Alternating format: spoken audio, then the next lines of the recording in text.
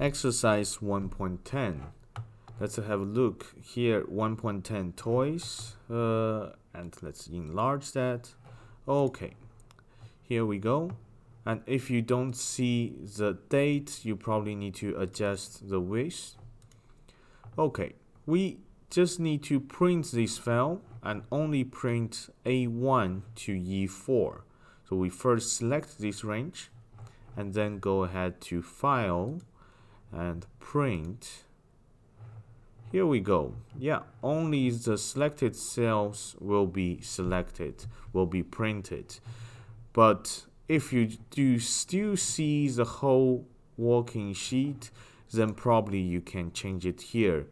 So here we can change to the whole active sheet or the entire workbook. Oh, that will be very, very large. Not a wise decision, but let's just select the selection.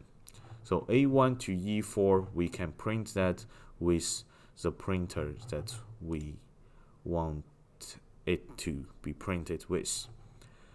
That is exercise 1.10. I will see you in the next video.